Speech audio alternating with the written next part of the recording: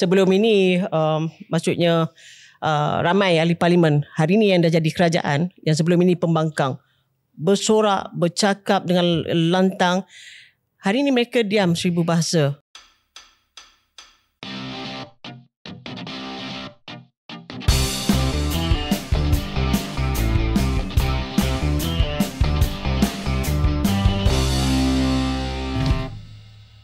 Assalamualaikum warahmatullahi wabarakatuh dan selamat datang ke episod 98 Keluar Sekejap bersama dengan saya KJ. Saya Syaril Hamdan. Syaril, hari ini episod yang sangat-sangat menarik sebab kita ada tetamu yang akan kita jemput dan perkenalkan sekejap lagi nanti. Tetapi sebelum kita masuk ke interview dengan tetamu khas kita, antara politician yang menjadi my personal favourite politician, apa yang Syaril telah buat pada minggu ini? Anything interesting? Ya, saya pada minggu ini telah menghadiri seperti ramai orang lain menghadiri sesi KL20, KL20.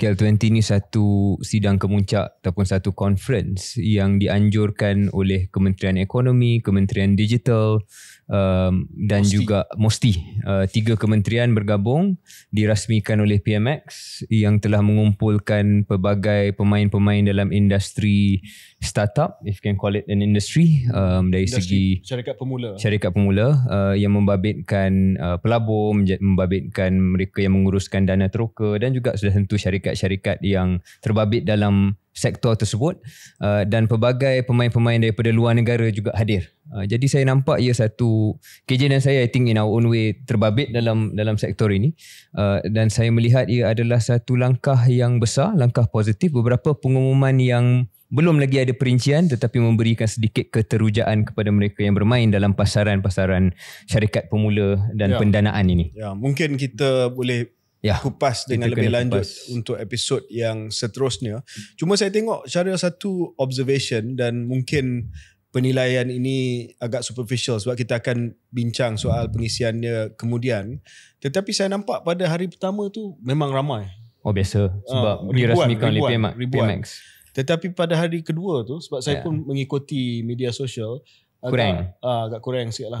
Dia bukan hari kedua je KJ. Hari pertama selepas perasmian tu dalam at least suku Dewan dah tak ada. Ya, saya cuma bangkitkan benda ni bukan sebab kita nak perli, tapi bila kita dah jemput jurucakap daripada luar negara, termasuklah antara mereka yang agak famous dalam sektor syarikat-syarikat pemula ni, agak malu jugalah bila benda ni berlaku kan. Tapi saya rasa siapa-siapa yang jadi kerajaan, this is always the problem kan, sebab separuh ataupun suku daripada Dewan yang hadir tu adalah orang politik, orang agensi kerajaan yang memenuhi Dewan. After bos dah keluar, dia orang pun keluar. Sebab tu trik yang saya selalu guna pakai waktu saya berada dalam kerajaan, Syaril, adalah perasmian tu dalam Dewan besar. Lepas tu kita pindah ke Dewan kecil. So nampak macam momentum itu kekal lah. Yes. Mungkin belum belajar lagi skill tersebut. Tapi kita akan kupas lebih mendalam KJ, kerana beberapa pengumuman 3 bilion ringgit untuk satu dana untuk Asia Tenggara. Those are interesting things. Dan Malaysia memang dah lama nak menyaingi Singapura dalam menjadi satu hub untuk industri ni. Satu lagi pengumuman yang kita akan kupas dengan lebih lanjut pada episod yang akan datang adalah pengumuman dari yang telah pun dibuat oleh Yang Amat Berhormat Datuk Seri Fadilah selaku Menteri, what is his ministry called now? Petra, Menteri Tenaga lah. Menteri Tenaga lah. Menteri Tenaga. Petra tu pun nama kawasan dia, Petrajaya, berkenaan dengan Energy Exchange Malaysia, Energem, yang akan menjadi satu pasaran untuk menjual tenaga renewable energy ataupun RE kepada negara jiran-jiran kita, negara-negara jiran kita. Memang kita dah bincang daripada tahun lepas dan kita tertanya apakah perincian. Mungkin ini langkah sedikit untuk memberi sedikit sinar apakah perincian perancangan itu. But two policy heavy topics yang mungkin patut kita kupas lebih mendalam pada episod akan datang. Betul. Sebelum kita kenalkan tetamu khas kita, Syaril, saya nak ucapkan tahniah sebab saya terlupa pada episod yang lepas. Saya difahamkan Syaril telah dilantik sebagai penasihat kanan kepada satu dana kewangan antarabangsa yang bertrilion-trilion. Tak adalah trilion-trilion. Betul lah. Dia punya Berbilion-bilion. AUM 1 bilion lah. Oh, wow. Kita 1 bilion US dollar. Dapat cebisan tu. Dapat, So, okay. tak adalah. Saya hanya menasihati, membantu dalam aktiviti mereka dalam rantau Asia Tenggara sebab mereka aktif dalam Eropah dan Amerika Syarikat sahaja. Wow. Mereka nak mula bertapak di rantau ini dan saya akan cuba bantulah sebaik yang mungkin. Syabas tanya. Kalau mereka nak melabur dalam KS pun dia nanti konflik sangat dialu-alukan. Kita bincang. Tidaklah sehebat KJ yang berada dalam lembaga pengarah. Okay, tak apa. Syarikat daripada China. Cukup. Okay. Alright. Okay. So Syaril, hari ni kita ada seorang ahli politik yang saya kenal sangat rapat sebab waktu saya menjadi Ketua Pemuda UMNO Malaysia, penggal yang kedua, rasa dalam 4 tahun lah penggal tu. Setiap tahun saya akan menderita atas pentas bersama dengan beliau. Sebab yalah, Perhimpunan Agama UMNO, kita semua berada di atas pentas. Saya pun pernah berada di atas pentas pada barisan yang depan sebab pernah menjadi ketua penerangan. Semua fokus perwakilan kat orang atas pentas ni. Bila jurucakap usik sikit, semua akan gelak, semua akan tengok kat kita. Dan kita terpaksa siapkan ucapan penggulungan sebagai ketua pemuda, ketua wanita, ketua puteri. Sangat stres lah. Dan beliau menjadi teman setia saya selama 4 tahun. Sebelum tu Rosnah, penggal yang kedua, tidak lain tidak bukan Yang Berhormat Datuk Wira Mas Ermiati Syamsuddin. Ami, khabar? Baik, Alhamdulillah. Thank you KJ. Thank you Syaril. Yang Berhormat Datuk Mas Ermiati adalah sekarang ini ahli parlimen Masjid Tanah sejak tahun 2013. Pernah menjadi timbalan menteri. Amy, kalau tak silap, timbalan menteri di 3 tempat pelancongan, pembangunan usahawan dan koperasi, dan last sekali adalah sebagai timbalan menteri di Jabatan Perdana Menteri menjaga parlimen dan undang-undang. Betul. Dan sekarang ini beliau memegang jawatan yang teramat penting, jawatan semak dan imbang utama negara kita selain daripada ketua pembangkang, iaitu pengerusi jawatan kuasa kira-kira wang negara PAC di Dewan Rakyat Parlimen Malaysia. Nanti kita akan ulas apakah itu PAC. Mungkin Syaril nak mula perbincangan ini seperti biasa. Syaril suka take us back to the start. Ya, YB, selamat datang. Terima kasih. Macam KJ kata, antara peranan saya bila ada tetamu ni nak cuba humanize individu yang duduk di sofa keluar sekejap, terutamanya dengan perkara-perkara yang mungkin penonton pendengar kita tak berapa tahu. Jadi yang ada dalam Wikipedia semua boleh cari YB. Semua boleh tahu YB berumur 48 tahun, membesar ataupun asal daripada Masjid Tanah, sudah berkahwin, 5 orang anak. Tetapi mungkin YB boleh bawa kita kembali pada zaman 80-an. Barangkali bila YB dah membesar di Melaka ataupun di Malaysia secara keseluruhannya. Macam mana background family YB? Adakah memang asal daripada keluarga politik ataupun keluarga yang minat kepada kesukarelawanan, aktivis masyarakat? Give us a bit of your background. Terima kasih Syaril. Pertama sekali saya ucapkan terima kasih lah sebab sudi menjemput saya ke keluar sekejap. Dan sebenarnya saya sama je dengan KJ, tapi mungkin dia nampak tua sikit lah sebab dia 48 years old. 48 tahun. Tahun sama 76. 76. Ya, 76. Ya. Sebaya. Saya datang daripada sebuah keluarga average lah, biasa. My late father seorang dulu pernah menjawat jawatan di kerajaan negeri Melaka dan akhirnya membuka perniagaan sendiri, dan beliau juga pernah bertanding di bawah Parti Semangat 46. Dan pada ketika itu Parlimen Alor Gajah, walaupun actually dia punya background tu tak ada pun politik. Dia tanding Parlimen Alor Gajah? Masa tu tak ada Masjid Tanah lagi. Ada juga orang yang pernah tanding Parlimen Alor Gajah juga. Tak berjaya. Lupalah, Masya Allah. Ya. 800 undi sikit lagi. Kan, so sebelum you lost Parlimen Alor Gajah, my father dah kecundang dulu. Jadi mungkin ada sedikit sebanyak masa dia bertanding tu saya masih bersekolah. Saya ingat masa tu saya sekolah di Tun Fatimah dan saya bawa ada satu mini kompo dulu secara senyap-senyap. Masa dulu mana boleh bawa dekat dalam sekolah asrama penuh. So nak mendengar keputusan pilihan raya pada ketika itu, dan saya mendengar sampai ke pagi. Dan di situ saya memang minat lah. Dan apabila orang tua bersembang dan saya mendengar cerita kuli sebab 46 kan, so di situ saya rasa saya punya minat terhadap politik bertambah. Sampailah belajar ke UKM dan sebagainya. Akhirnya balik daripada keluar daripada universiti dan ada peluang. Masa tu Puteri UMNO baru nak tahun 2000. Jadi di situlah saya mula masuk ke dalam mesyuarat cawangan. Tapi kena marah juga dengan orang tua masa tu kat kampung, kan biasalah typical UMNO people pada ketika itu. Dia kata, kau ni mana boleh masuk, kau bukan perwakilan, kita mana tahu perwakilan semua kan. Jadi bila masuk saya nak tengok je, saya cakap.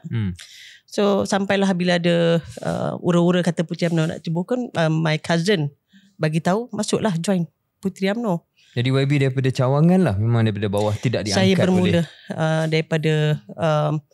daripada penaja bahagian.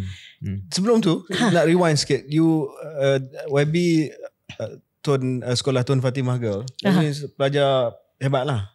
Tak adalah, kita biasa-biasa je. Nak masuk sekolah ni memang kena straight A lah kan? Ya, elite school berprestasi tinggi. Masa tu 5A UPSR. Yes. Kita yang first batch UPSR masa tu. Our batch.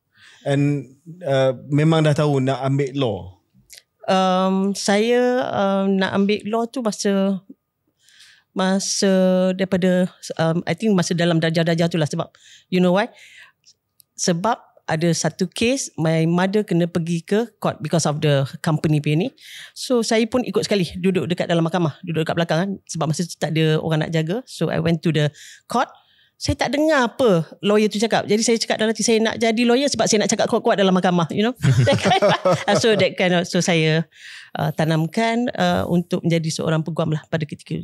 Tapi maknanya YB dah ada semangat nak bercakap, nak memimpin, nak saya nampak maksudnya mungkin potensi tu semakin terselah sewaktu di bangku sekolah rendah lagi, menengah dan dibawa ke universiti lah. YB anggap YB ni extrovert ke introvert?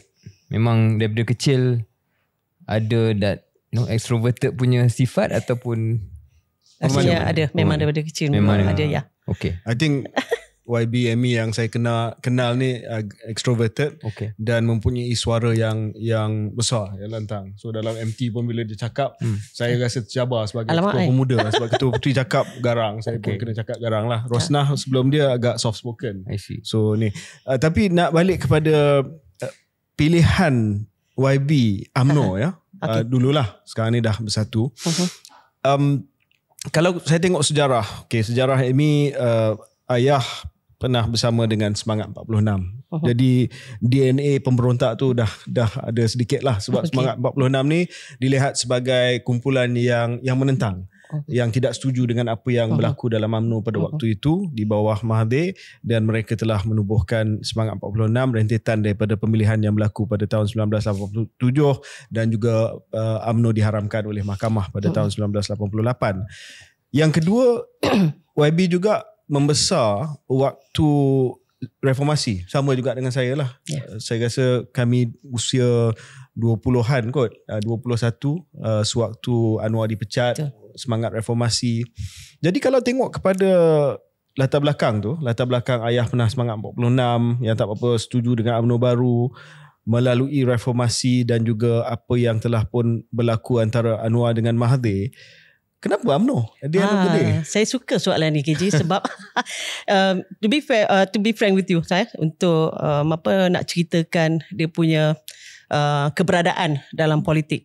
Memanglah roh abah Semangat 46. Dalam masa saya belajar pun, saya pernah pergi ke PCB, Pantai Cahaya Bulan. Ada satu perkemahan yang dianjurkan oleh Muslimat PAS pada ketika itu. Sebab saya pun ikut sebab ada perkemahan dengan my sister, so kita just join lah. Saya pun tak tahu apa dia punya hujung pangkal, saya just join. Dan pada ketika itu bukanlah dia tak ada pun cerita pasal tentang politik, tapi satu anjuran perkhidmatan yang baik lah yang dianjurkan oleh PAS.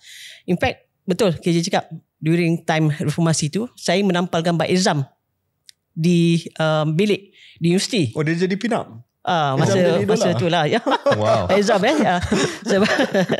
Dan saya pernah cakap dengan Exam masa Puteri UMNO buat perjumpaan dengan Exam pada ketika tu, saya cakap, saya tampal tahu gambar you kat dalam bilik. Sudah macam terkejut lah. Macam tu lah. So maksudnya memang betul lah, ada perasaan, maksudnya kalau tak setuju kita lontarkan dan sebagainya. Dan kenapa saya masuk UMNO sebab bila saya ni jenis aktif bila dekat UKM. Balik UKM tahu jadi lawyer Syaril, pergi kerja balik kerja dan you tak ada life. Okay? Kawan-kawan pula satu Malaysia, dekat Melaka tak berapa ramai. Jadi satu hari tu bila jalan dekat Mahkota Parade, saya selalu cerita ni kalau dengan kawan-kawan dulu, tiba-tiba ada counter, "Kak, jomlah join Puteri UMNO." Saya pun pandang kiri kanan, malu lah sebab sebelum ni kita macam pembangkang kan. So saya pun okay join lah. Saya pun join. Tiba-tiba dapat panggilan untuk pergi mesyuarat. Masa tu untuk ditubuhkan penaja Puteri UMNO Alur Gajah. Di situ saya dilantik oleh Tan Sri Abu Seman untuk masa tu Ketua Bahagian Alur Gajah untuk duduk sebagai jawatankuasa penaja. Daripada jawatankuasa penaja saya jadi ketua perangan dan akhirnya saya dilantik menjadi ketua puteri. So almost luck lah, sebab berada di Mahkota Parade tu tiba-tiba orang datang. Tapi I tell you, pandang kiri kanan tu takut orang kenal kan. Sebab macam malu lah masa tu kan. So macam, tapi sebab just nak cari kawan je. Just nak cari kawan, not because of nak politik dan sebagainya, just nak cari kawan. KJ maybe boleh ceritakan, nak tukar topik sekejap. Ada orang kata lah zaman reformasi tu nak pakai baju BN, pakai baju UMNO macam malu. Ada ke ataupun benda tu disensasikan? Waktu tu saya UPSR lagi. Ya, yang saya boleh cakap tahun 2000 reformasi masih lagi di kemuncak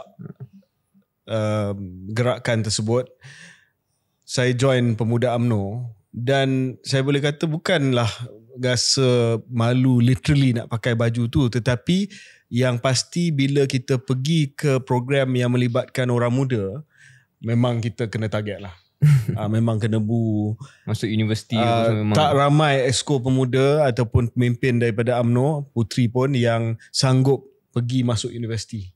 Sebab dia memang akan berdepan dengan satu keadaan yang sangat-sangat hostile lah. Saya pun ingat kan. Masa saya masuk tu pun dah 2000 ke atas kan. So sama keadaan tu sama. Especially masa PRK, I think Pematang Pau ke mana masa tu sampai ada dekat bilik gerakan Puteri kena bom. So kita takut pun nak pakai baju pun takut. Mi, mungkin saya nak sentuh sikit tentang your role as seorang pemimpin wanita lah. Sebab Yang Mohamad ada 5 orang anak. Macam mana juggle? Sebab you ahli parlimen, pernah jadi ketua puteri, pernah jadi timbalan menteri, tetapi masih boleh menjadi seorang ibu yang baik. Okay, saya nak tanya KJ, pasal soalan ni tak tanya pada Wan Faisal ataupun semua yang lain? Betul, why masa soalan yang typical? That's such a good answer. Okay, I admit. Okay. Alright, tapi saya jawab jugalah. That's a highlight reel there. Sebab nak bagi semangat dan juga inspirasi pada ibu-ibu di luar sana yang sibuk Dan in fact macam hari ni saya dah 4 hari tak balik ke Melaka lagi, you know. Jadi sebenarnya saya menjadi ketua puteri bahagian seminggu sebelum saya berkahwin. Okay. So jadi suami saya, I'm very lucky because alhamdulillah my husband sangat-sangat memahami dan saya rasa itu antara resepi lah sebuah perhubungan dalam perkahwinan, apabila suami memahami dan bukannya menuntut pada dia seorang je faham, tapi kita juga harus faham. Dan semua orang ada 24 jam KJ. So how you nak manage your time, yang tu yang paling utama. So ada juga yang perlu pengorbanan yang perlu dilakukan oleh suami dan juga support daripada ahli keluarga yang lain macam my mum dan juga adik-beradik yang lain. Jadi dan juga tim saya banyak membantu. Saya rasa itu antara perkara-perkara lah yang banyak membantu saya dapat melaksanakan tugas dengan baik dan juga tanpa ada risiko yang besar lah ataupun tanpa mengabaikan perkara-perkara lain. Dari segi suami YB ni, kalau boleh ceritakan background dia ataupun kerja dia dan bagaimana dia bantu dan dia menyokong supaya kami pun boleh menyokong. Dan supaya kami tak tanya soalan tu lagi lah. Okay. Kena ingat kerja jangan tanya lagi soalan. Dah kena dah. Suami saya sebenarnya dia dulu adalah seorang reporter di Harian Metro, berita harian. Dan lepas tu dia membuka perniagaan restoran di Masjid Tanah Melaka. Dan apabila saya dah terlampau sibuk, saya bercakap dengan dia, salah satu daripada kita kena kena berkorban. Jadi dia agree pada ketika tu memang tengah kemuncak kan. Jadi dia rasa tak apalah dia berkorban. Saya cakap saya bukan nak jadi kaya pun. Tak ada pun nak pakai emas sampai ni pun. Saya cakap as long as anak-anak kita terjaga, rumah tangga dalam keadaan yang baik. Jadi dia kata tak apalah dia berkorban. It's not easy tau KJ Syaril, sebab bila bila dalam majlis kawan-kawan di Musik ni Datin dia panggil Datin, so it's not easy, you know? But I think yang itu yang dihadapi oleh kebanyakan suami yang mana isterinya menyinar. Dan tapi along the way tu akhirnya kawan-kawan dia pun memang tabik spring lah dengan dia. Sebab macam mana dia handle anak dan juga isteri gitu. And then your kids, apa pandangan dia orang, mak dia sebagai seorang politician yang hebat lah, jadi timbalan menteri, masih lagi ahli parlimen, ataupun dia orang tak kisah mak dia politician? Saya ada 5 ni karakter yang berbeza. Saya boleh katakan yang Haikal ni pertamanya dia tak minat politik lah. Nombor 2 dia minat politik. Nombor 3 tak minat. Saya tak nampak dia minat. Nombor 4 ni dia minat. Nombor 5 ni dia kecil lagi lah. Tapi dia tengok keberadaan mak dia turun naik. Ada satu ketika saya ada di kemuncak. Dan ada satu ketika saya berada di titik bawah sekali. Dan yalah, saya boleh katakan pada sewaktu 2018 bila saya keluar UMNO dan saya ditohmah macam-macam, saya rasa itu di titik bawah sekali. Dan anak-anak saya juga turut menerima orang cakap tempias. Dan it's not easy for me untuk satu keluarga. Tapi nak kata macam dia tak tahulah, tapi bila anak-anak ni dia keluarkan sikit-sikit cerita tu. Ada juga bila kita sembang.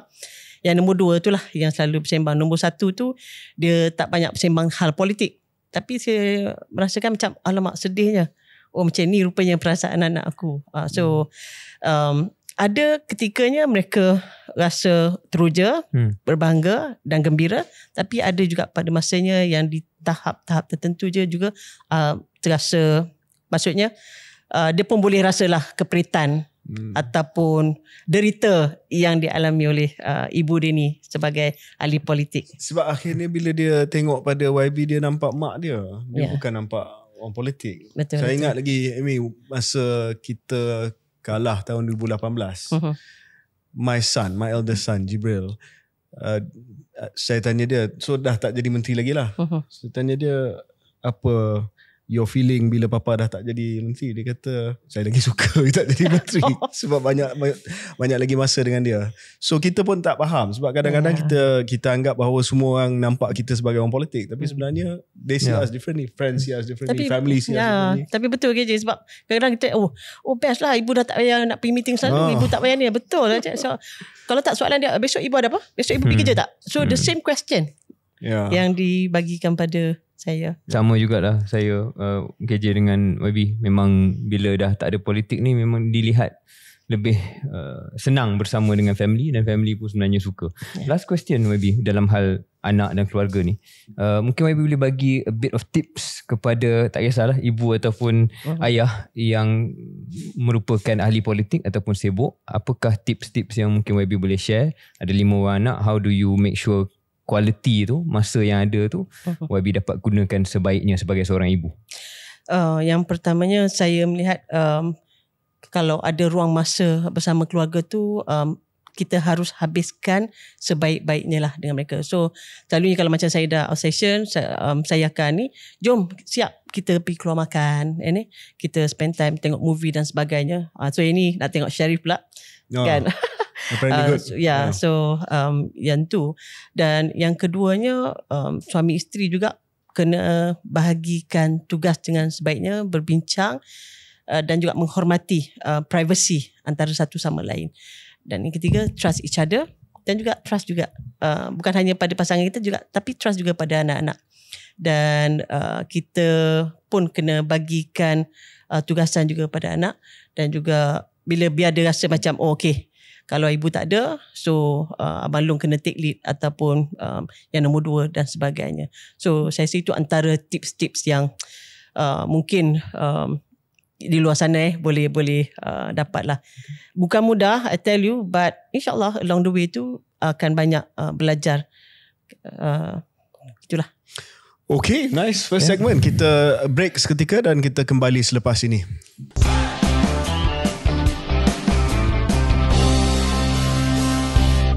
Assalamualaikum dan selamat kembali ke episod ke-98 Keluar Sekejap bersama dengan Datuk Wira Mas Ermiati Samsudin yang berhormat, iaitu Ahli Parlimen Masjid Tanah, mantan Ketua Puteri UMNO Malaysia. Sekarang ini memegang satu jawatan yang sangat penting, iaitu Pengerusi Jawatan Kuasa Kira-kira Wang Negara, PAC, singkatan dalam bahasa Inggeris Public Accounts Committee.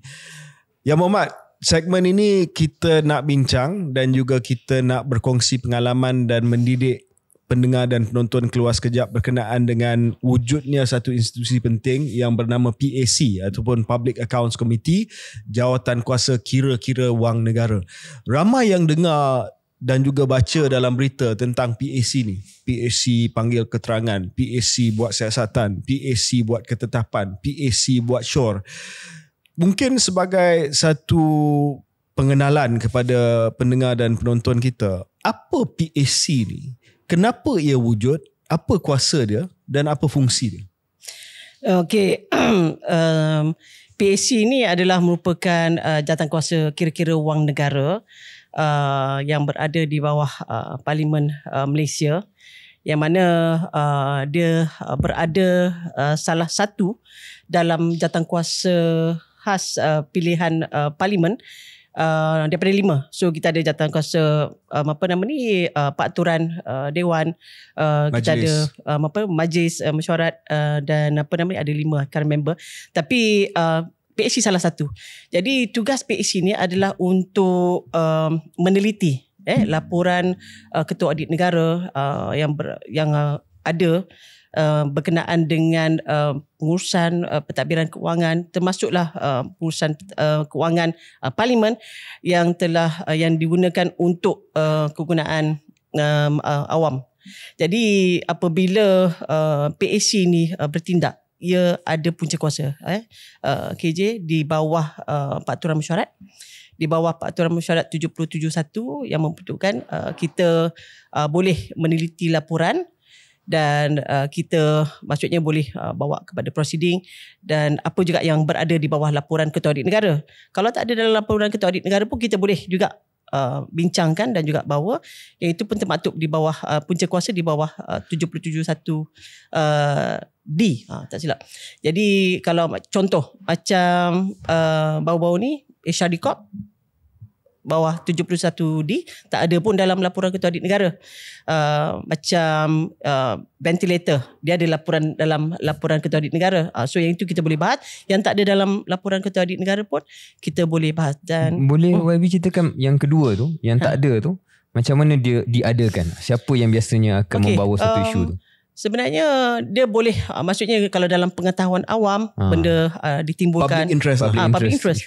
So ada disebut di mana-mana yang memberikan satu impact kepada kepentingan awam, dan perlu kita siasat dan perlu kita lihat tentang satu isu tu. Jadi kita boleh masuk di bawah 771D ni lah. Dan bukan itu saja, saya tengok yang untungnya PAC ni tak ada dalam JKPK yang lain.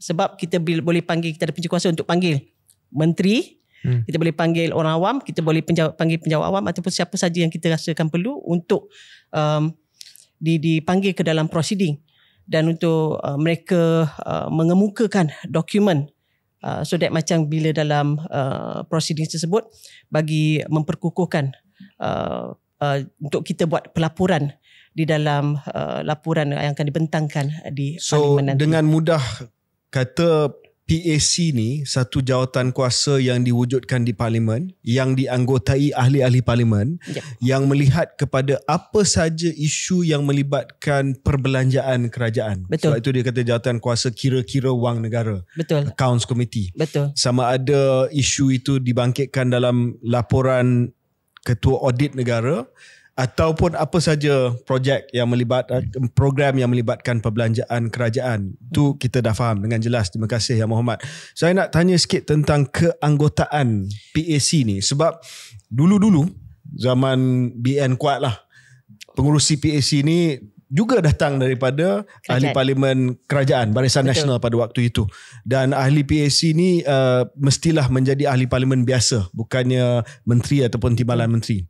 Sekarang ini pengurusi dia adalah seorang pembangkang. Sebelum ini pun, sewaktu Tan Sri Mahyudin dengan Datuk Seri Ismail Sabri, saya rasa diberi juga kerja ataupun jawatan tersebut kepada pembangkang. Betul. Ya? Adakah itu satu amalan yang baik untuk pengurusi ni datang daripada pembangkang?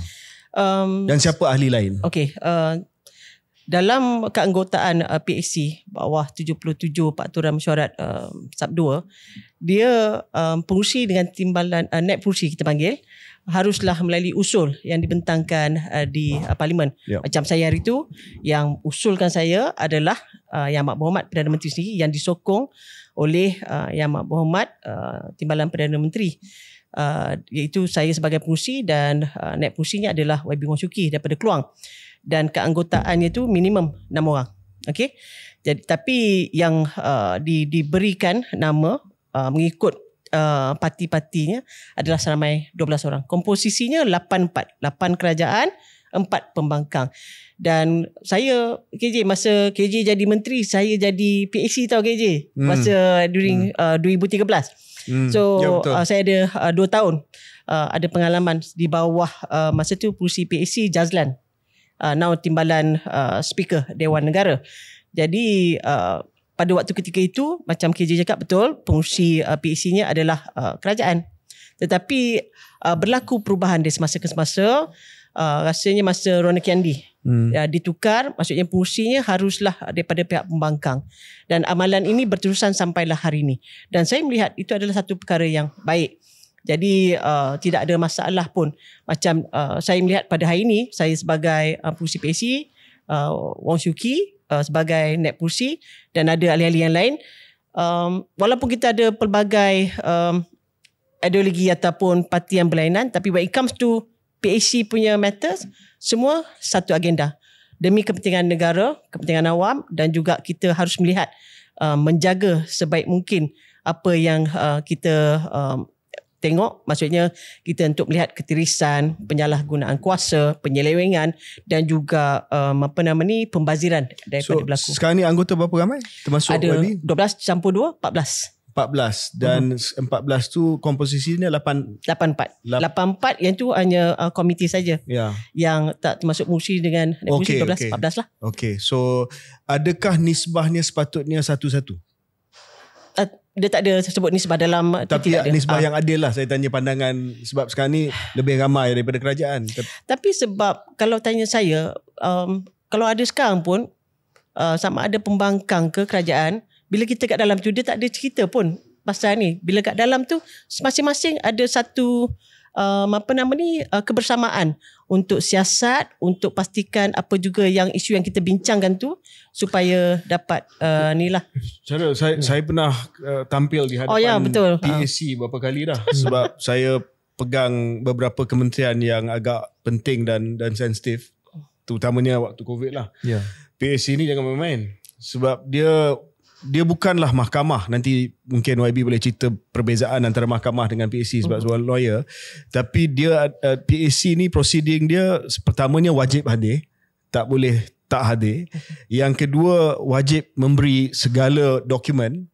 Tak ada apa benda OSA, kita tak boleh sembunyi di belakang OSA. Malah perjanjian dengan syarikat-syarikat vaksin tu yang saya tak boleh nak dedahkan secara umum sebab ada non-disclosure agreement, saya dedahkan dalam PAC dengan persetujuan pada waktu itu dengan Wang Kawo bahawa ahli-ahli PAC jangan mendedahkan, tapi kita keluarkan dalam. Sebab tu tak ada isu dengan pembangkang pada waktu itu tentang pembelian vaksin. Satu proses yang sangat-sangat rigorous lah. Saya rasa keterangan saya dalam 3 jam saya berada di situ, jawab segala macam soalan. Saya suka mendengar apa yang YB Amy sebut tadi bahawa sama ada ahli parlimen kerajaan ataupun pembangkang, bila duduk dalam PAC ni dilihat bersatu hati dalam satu agenda. Dan saya tertanya, mungkin menjadi anggota PAC ni bukan hanya dilihat sebagai satu amanah, tapi kalau lebih cynical KJ, juga satu peluang untuk seorang ahli parlimen menyinar. Kerana seingat saya PAC ni menjadi satu national attention pada waktu 1MDB. Waktu tu Datuk Seri Jogani, Datuk Seri Rizal Marikan, Jazlan Pulai, ni semua ahli-ahli PAC yang walaupun berada dalam kerajaan pada waktu Barisan Nasional, tetapi dilihat antara yang mengasak dan bertanya soalan yang panas dan pedas, sehingga mungkin sebahagian daripada mereka diberikan jawatan dalam kabinet. Tetapi sebelum menjadi ahli kabinet ataupun timbalan menteri, dia were very upfront kan untuk bertanya soalan-soalan yang sama. Contoh panas. Jazlan sangat lantang dalam PAC. Lepas tu dilantik jadi timbalan menteri dalam negeri. Masa tu 3 orang. Jazlan, Rizal Marikan and myself. And yourself. That's right. Jadi mungkin yelah peluang juga untuk ahli parlimen dilihat betul-betul serius dalam perkara yang menjadi public interest. So I think that's a very important point to say. The other thing, Syaril, saya suka PAC ni sebab untuk menteri yang tiada isu, bila pergi jawab di PAC dan dapat rumusan daripada PAC yang tidak ada apa-apa penyelewengan berlaku, itu adalah satu bukti yang bagus kepada kita. Means kalau boleh lepas PAC. So contoh saya dengan pembelian vaksin, dan baru-baru ni terima kasih kepada Yang Mohd juga sebab menjelaskan bahawa ventilator tu bukan dibeli zaman saya pun. So bila benda tu keluar daripada PAC, saya tak payah cakap, saya just rujuk kepada kenyataan PAC. Di dalam itu ada ahli-ahli parlimen daripada semua parti, dan itu adalah, it stops the conversation lah. Sebab dah selesai PAC. Cuma YB nak balik kepada PAC ni, dia dalam kes-kes contohnya ada penyelewengan ataupun ada salah guna kuasa, tadbir urus tata kelola yang tak berapa bagus. Apa kuasa PAC lepas tu? Boleh tak PAC hantar orang ke penjara? Okay, ni ramai yang tak tahu ni. Saya rasa antara cabaran utama PAC yang pertama macam tadi saya cakap, because berlainan latar belakang, pemahaman, ideologi, to get semua on board dan juga on the same page is not easy. Tapi Alhamdulillah saya rasa rezeki saya juga lah kot, dibantu dengan YB Syuki, kita dapat mengatasi perkara itu dengan baik, dan pada masa sehari ke sehari bertambah, maksudnya bertambah, saya nampak bertambah mantap lah, dan harmoni perhubungan kami di antara ahli komiti PAC. Itu satu. Yang keduanya, cabarannya macam kita cakap tadi lah, bila ni PAC nak buat nak dakwa, bila nak kena tangkap dan sebagainya, bila nak ambil tindakan.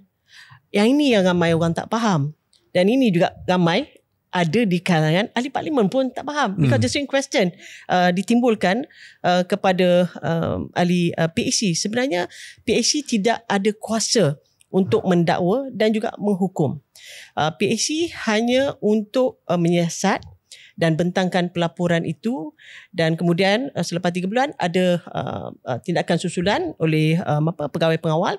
Dan dalam jawatankuasa PAC, saya lupa nak sebut tadi, ada ex officio. Kalau dulu masa zaman Jazlan hanya ada 5 saja ex officio, iaitu ada Jabatan Audit Negara, Jabatan Akauntan Negara, MOF, kemudian masa itu EPU dan satu lagi saya lupa.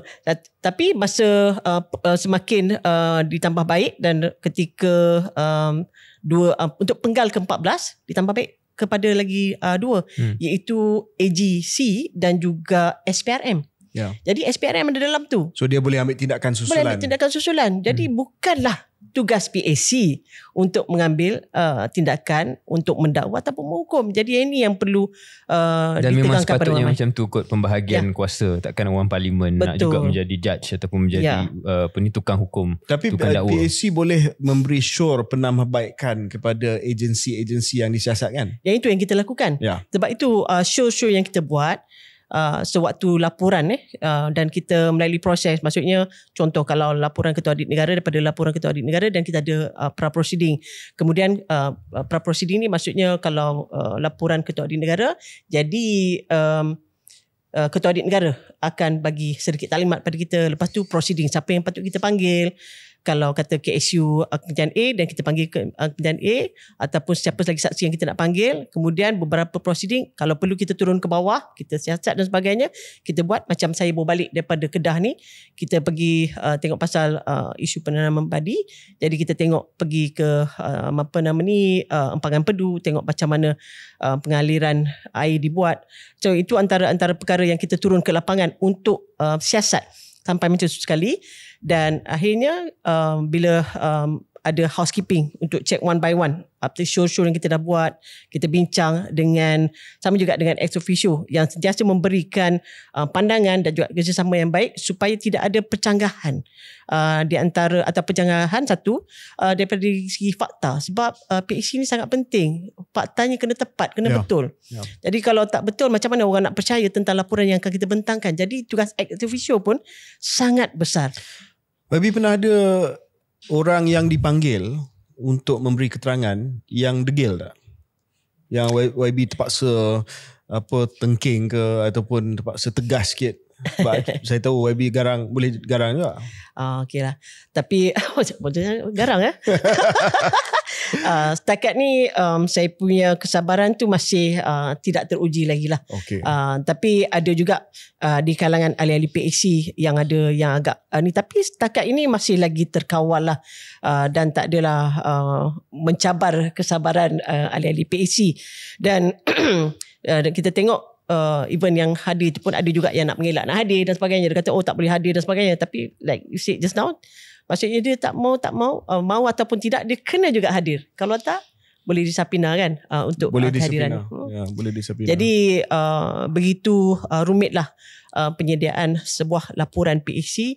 Dan PAC juga ada section sekretariat yang membantu 10 orang yang 10 orang yang ditugaskan untuk membantu membuat pelaporan PAC yang ini, yang menghasilkan laporan yang baik. Ini juga yang tidak diketahui sangat oleh orang ramai, bahawa laporan PAC itu melapor secara verbatim. Betul. Segala perbincangan dalam PAC macam handset lah. Betul. Handset cakap apa pun cakap pun dia akan tulis di situ dan boleh baca. Sebab ramai yang kata PAC ni rahsia, tapi sebenarnya proceeding semua ada dalam tu. So tentang vaksin ke apa benda ke, boleh baca saja apa yang saya cakap. Cuma orang mungkin malas lah nak baca dengan tak baca saja. Nak baca ataupun sama ada dia tak nak baca. Tapi yang Muhammad, kalau saya tanya dari segi proses, nak tanya kedua-dua lah.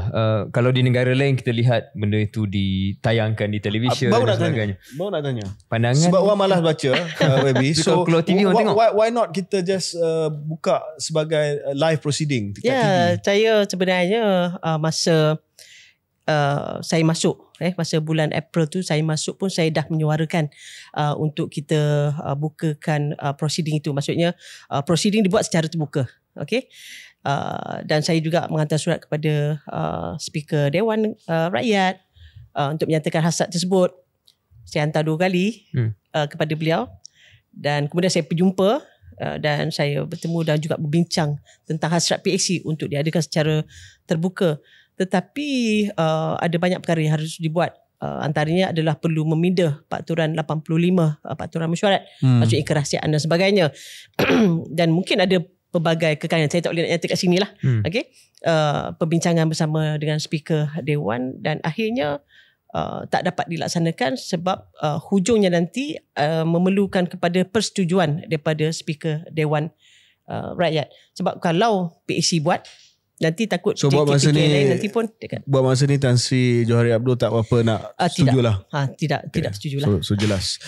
Okay. Tapi KJ, kalau benda tu report tu memang akan keluar public kan? Ya. So why Baca not? je lah. Dari segi Boleh logiknya lah. access Okay. Itu logik dah lah. Kita faham prosedurnya itu yang logik mana dah lah. memang speaker mungkin tak setuju, tapi pada pandangan saya, kalau negara lain pun bercakap benda yang sensitif juga. Dan kalau laporan PAC ni memang akan keluar awam, Ya. maka sebenarnya kita tak mendedahkan apa-apa yang baru daripada apa yang ada sekarang. Dan kalau ada benda rahsia, contohnya dulu perjanjian pembelian vaksin ataupun kalau ada maklumat keselamatan, pertahanan, boleh saja diminta supaya sesi itu tak dirakam sebab dalam laporan pun ada benda yang redacted kalau sekiranya ada implikasi keselamatan. Bukan kita minta live. Ya.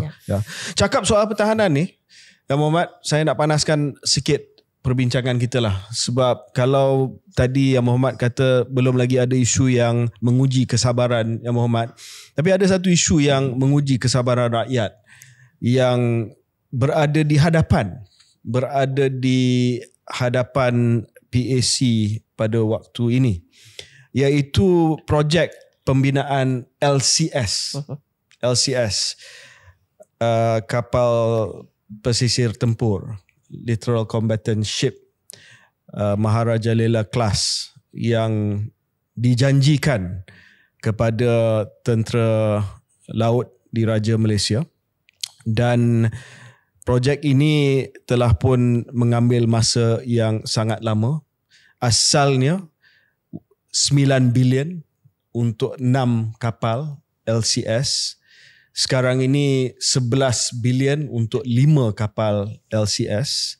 Sepatutnya siap pada tahun 2019 kalau tak silap saya, kapal yang pertama. Masih belum siap lagi, satu kapal pun masih lagi belum siap.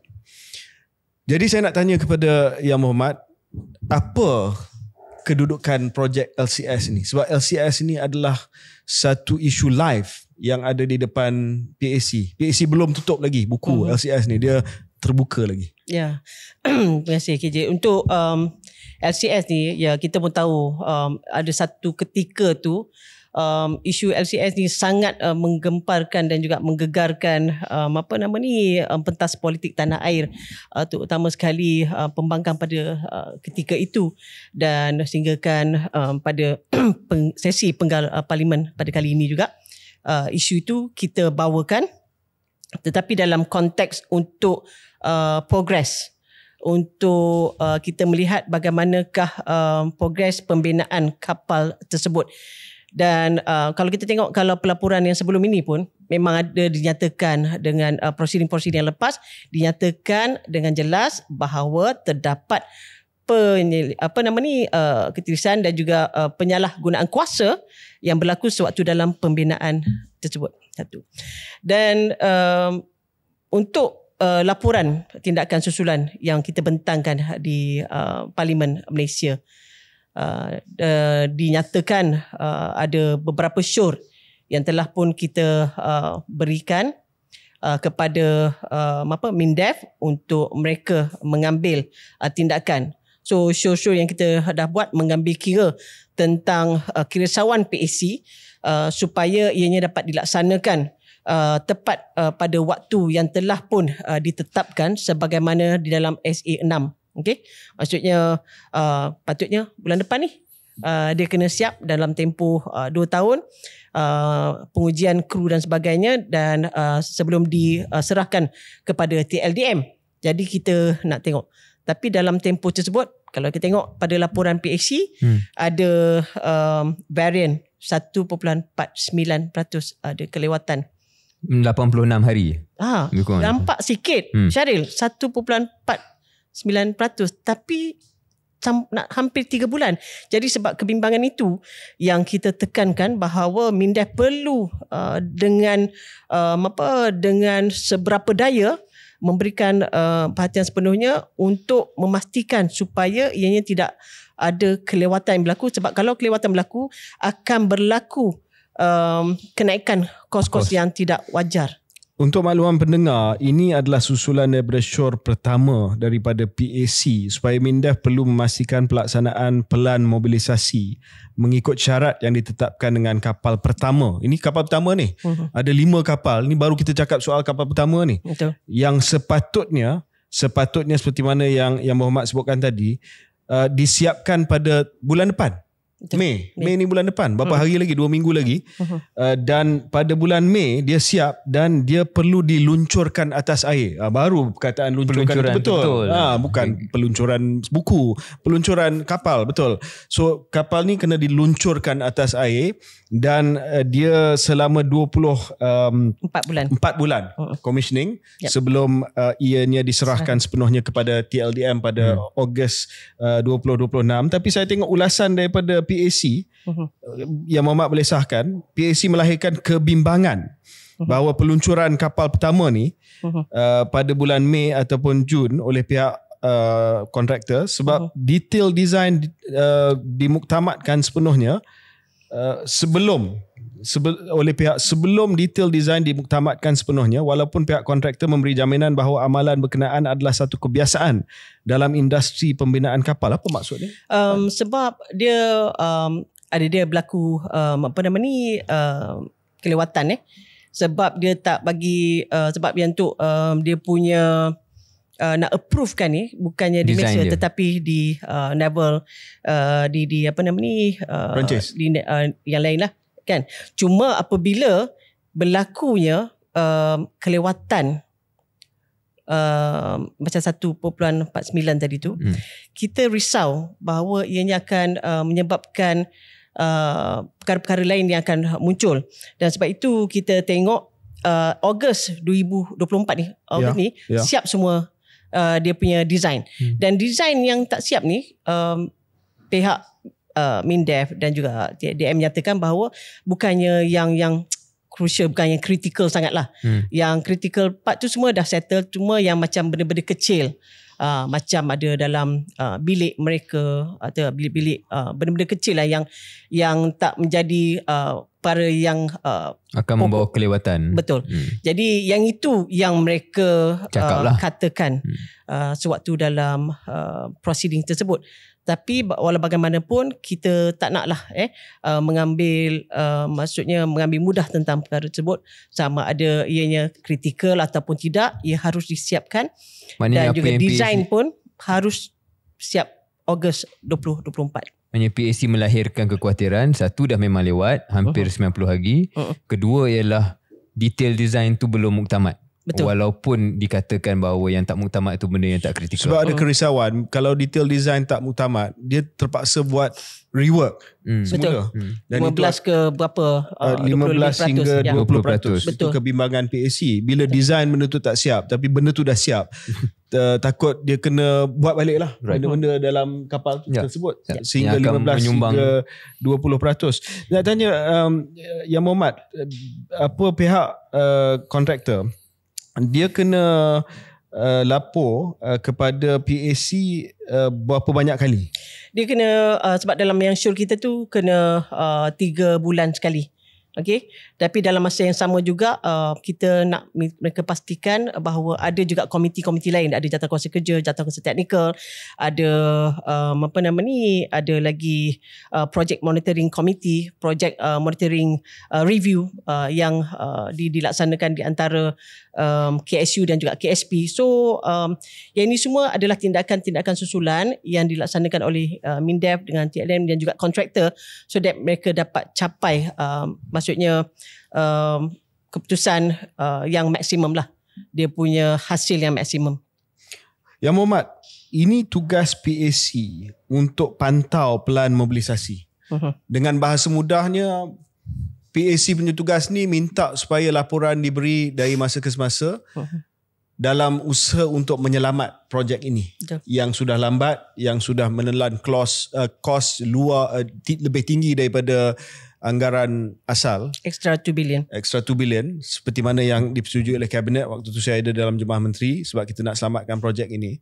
So itu memang jelas tugas PAC untuk pastikan bahawa rescue plan ataupun plan mobilisasi ini dapat dibuat dengan sempurna dan kapal-kapal ini dapat diserahkan dengan keadaan yang seperti mana yang telah pun dijanji.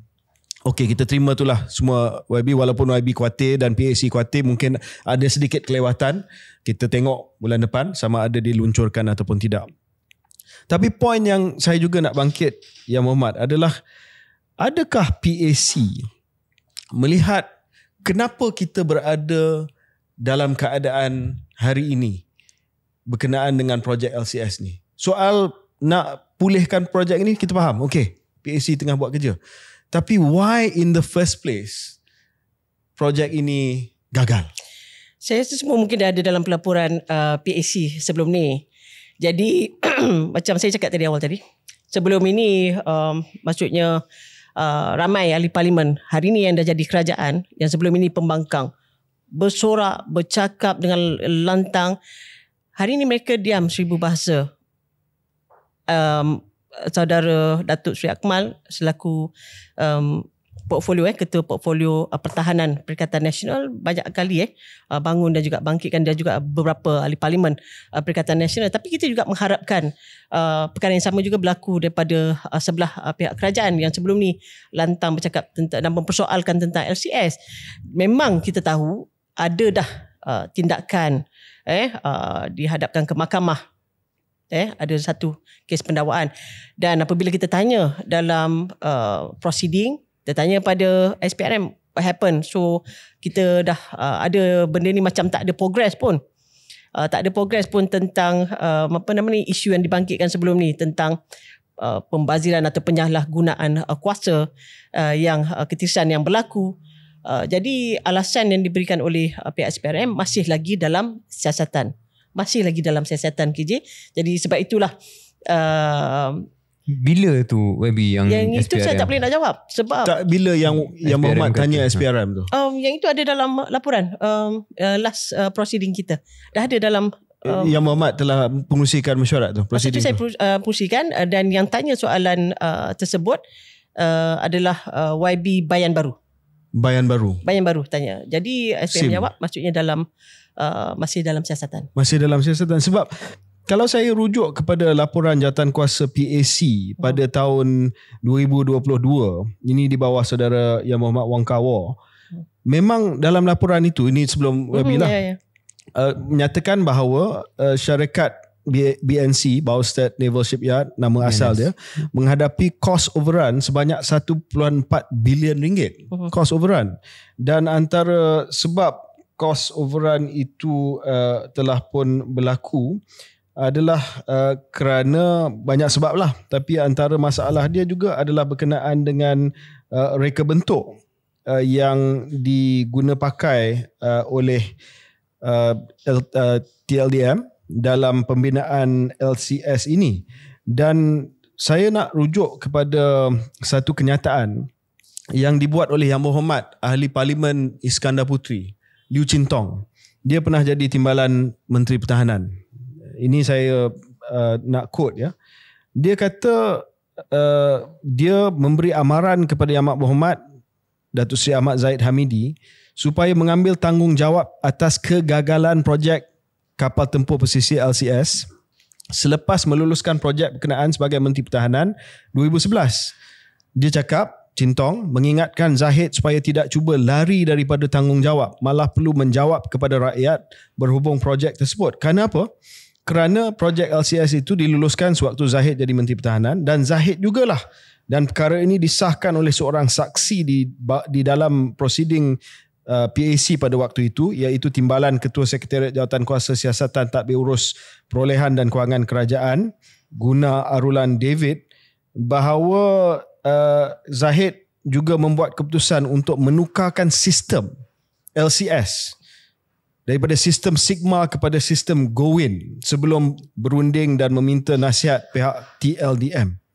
Dan inilah yang telah pun menjadi antara punca masalah kelewatan projek ini. Jadi benda ni dah ada. Bukan saya minta yang Muhammad cakap lagi ni. Tapi benda dah ada. Betul yang Muhammad. So kenapa benda ni masih lagi belum ada apa-apa? Adakah kerana Zahid hari ni dah jadi timbalan Perdana Menteri, maka Cintong pun sudah menjadi seorang yang bisu, yang seorang yang penyokong tegar kepada Zahid Hamidi dan tidak lagi ingat kepada kenyataan yang dikeluarkan sewaktu beliau menjadi seteru kepada Zahid Hamidi? Ya, sebab tu dia nyatakan itu. Masa tu dia sebagai timbalan Menteri Pertahanan, dia bukannya portfolio berbeza. Betul. Jadi memang dia ada authority untuk bercakap tentang perkara itu. Jadi sebab itulah PAC telah pun melaksanakan tugas dan akan terus memantau sampailah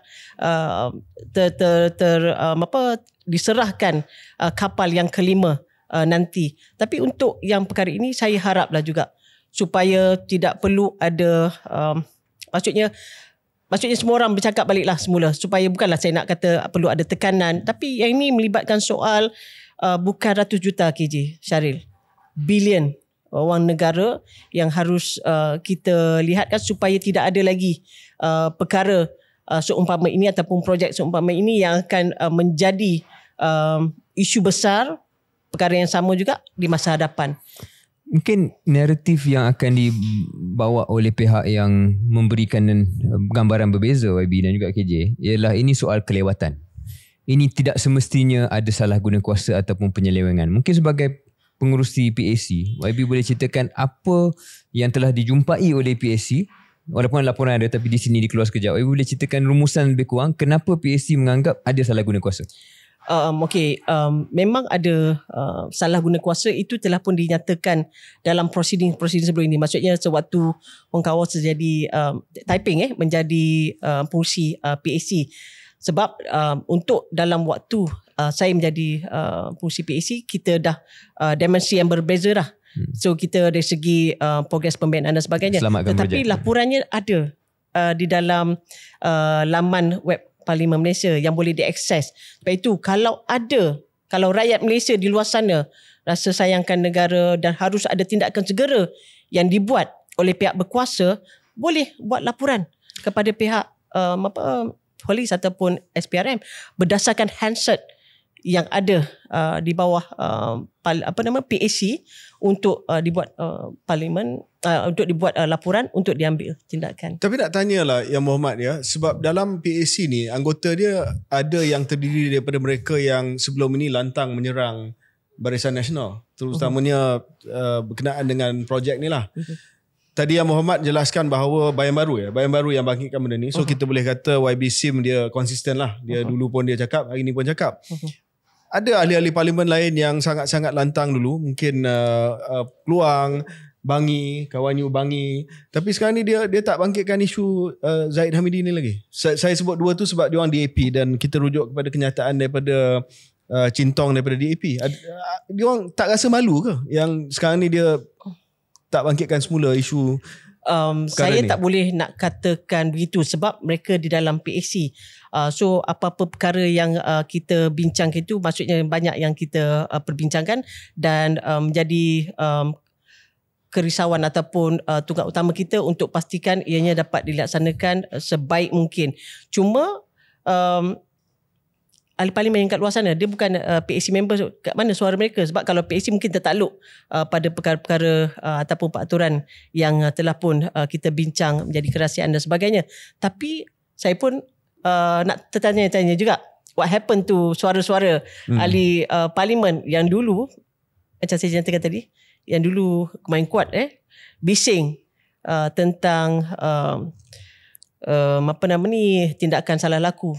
Dan sebagaimana yang KJ nyatakan tadi, nama kita punya bukanlah Presiden Syariah. Dia masih lagi ahli. Saya dah kena pecat dah. Jadi yang itulah perkara yang menjadi kita punya kerisauan. Ada apa-apa lagi tentang perkara ni? Tak ada. I think PAC clear. Quite clear dalam hari ni. Ya, kita break seketika dan kita kembali dengan segmen politik selepas ni.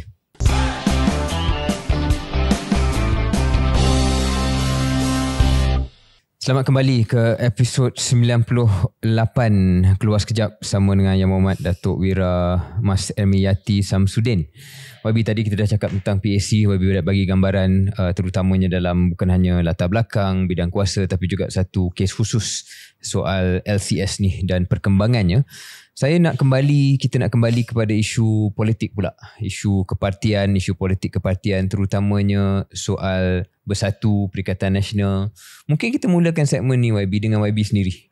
Sebab YB tadi telah berikan satu contoh bila cerita tentang latar belakang dan pengurusan keluarga. Bagaimana anak mungkin telah melihat YB daripada puncak sampailah ke bawah dan sekarang ni insyaAllah naik kembali. Tapi YB sebut tadi titik kat bawah tu 2018 apabila ditomah dengan macam-macam setelah melompat daripada UMNO pergi ke Bersatu. Dan saya boleh sahkan YB dari sebab saya dalam kepimpinan UMNO pada ketika itu, YBME dilihat sebagai satu perkara ataupun satu contoh yang perlu dielak oleh ahli-ahli UMNO. Jadi retorik dan naratif pada ketika itu, naratif dalaman pada UMNO pada ketika itu adalah kesetiaan pada parti.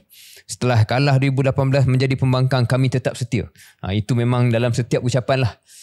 Dan diberikan contoh beberapa individu termasuk YBME yang dikatakan tak mempunyai daya tahan, kesabaran dan kesetiaan kepada perjuangan, terus pergi kepada Bersatu kerana nak menjadi sebahagian daripada kerajaan. Bagaimana YB respon kepada dakwaan itu? Kerana dakwaan itu walaupun untuk YB tapi hari ini menjadi satu dakwaan yang lekat kepada Bersatu secara keseluruhannya. Jadi I want to start there. YB sendiri, kenapa buat pilihan tersebut? Okey, kalau Mas Syaril masih ingat lagi, pilihan saya buat pada ketika itu 30 hari bulan 6. Pemilihan UMNO berlangsung. Dan terus terang saya katakan, saya memilih sahabat saudara Syaril lah yang kat sebelah ni sebagai Presiden UMNO. Terima kasih. Saya masih ingat lagi, saya masa tu dekat garaj kereta, tiba-tiba dapat panggilan daripada sahabat kita ni. Dia minta, sis tolong sis, dia nak bertanding Presiden. Saya cakap, alamak YKJ, kenapa lewat sangat? Sebab saya dah bagi saya punya komitmen Tengku Razali kepada Kuli. Saya Ketua Puteri Syaril. Tapi saya dan juga beberapa sahabat Eksekutif Puteri Malaysia pergi berjumpa dengan Kuli dan menyatakan hasrat bahawa saya akan support Kuli. Sebab saya tidak nampak masa depan yang baik UMNO di bawah kepimpinan Presiden sedia ada sekarang lah. Okay. Jadi sebab itu apabila saya dapat tahu dia menang, jadi saya pun tanpa merujuk pada siapa, saya pun, sebab saya rasa masa kalau saya masih lagi berada bawah dalam UMNO pada itu, saya tak nampak ada kecelaruan. Dan pada masa itu saya rasa macam actually UMNO not okay. Saya boleh rasa dan saya rasa UMNO akan jadi tak okay.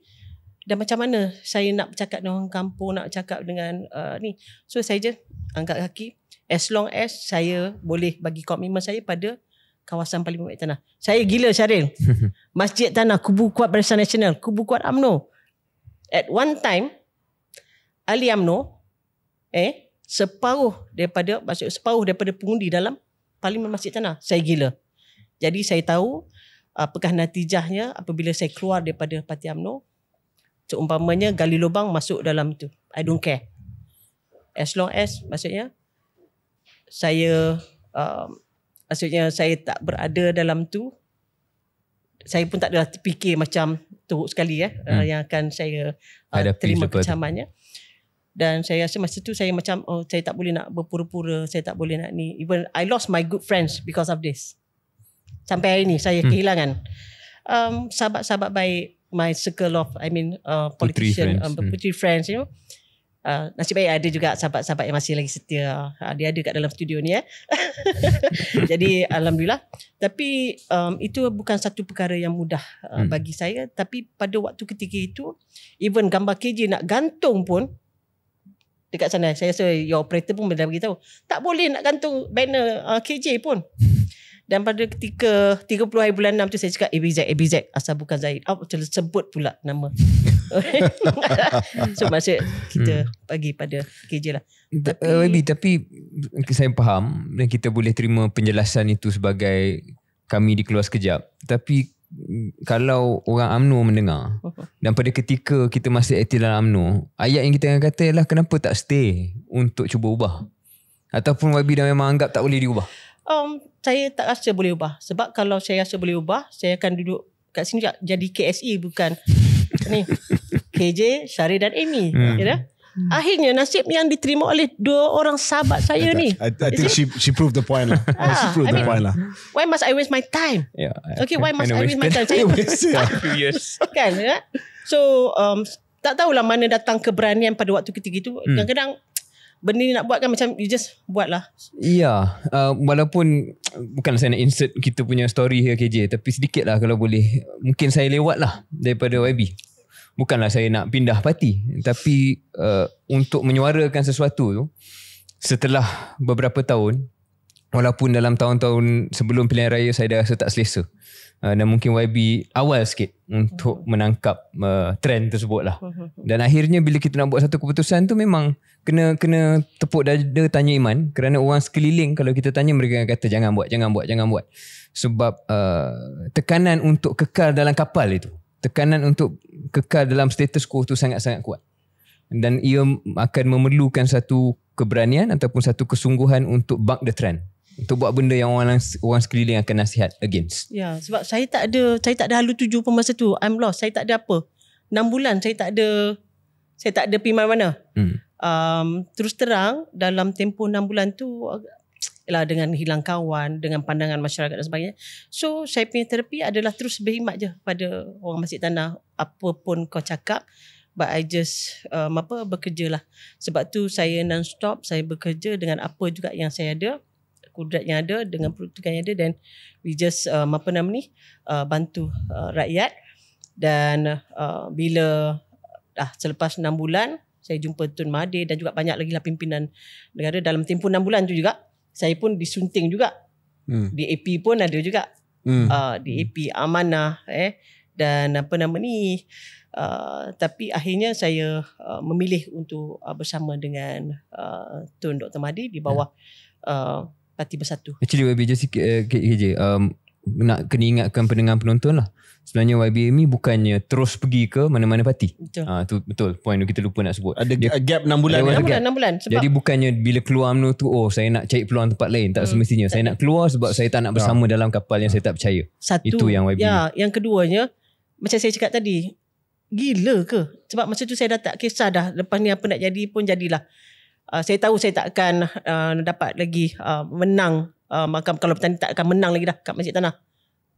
Ni kubu kuat UMNO ni. So, separuh dari pengundi dan UMNO. saya tahu ini je nasib. So saya just buat kerja lah. So tak ada soal tentang dijanjikan peruntukan, dijanjikan jawatan. Tidak ada. Wak Imas 1 sen pun Tun Dr. Mahathir tak pernah memberi pada saya sewaktu saya keluar daripada UMNO. Macam mana layanan Bersatu sewaktu YB memilih untuk join PPBM? Pada ketika itu of course lah ramai yang gembira lah sebab ada satu lagi ahli parlimen yang nak menyertai Bersatu, dan saya lihat keterbukaan yang diberikan oleh sahabat-sahabat. Ada juga sahabat lama, ada juga sahabat baru. So saya nampak macam ada yang teruja, ada juga muncul, ada juga yang mungkin risau dan sebagainya. Tapi ada juga bila jadi macam tu, dia kata maksudnya bila datang ni masuk ahli-ahli parlimen yang baru ni, jadi mungkin mereka akan merasakan macam ada saingan lah. Tapi itu tak berlaku pun. Kita cuma apabila kehadiran kita ni, kita memantapkan lagi organisasi dan juga Parti Bersatu itu. So macam mana Yang Berhormat berdepan dengan persepsi, dan persepsi masih lagi ada walaupun Yang Berhormat telah pun menjelaskan tadi tentang keputusan peribadi Yang Berhormat selepas pemilihan UMNO, nampak tak ada masa depan UMNO dan UMNO sudah tidak berada pada landasan yang betul. Lepas tu 6 bulan kekal bebas sebelum membuat keputusan. Tetapi persepsi iaitu Bersatu ni adalah parti parti dalam kurungan ataupun dalam quotation mark parti pengkhianat.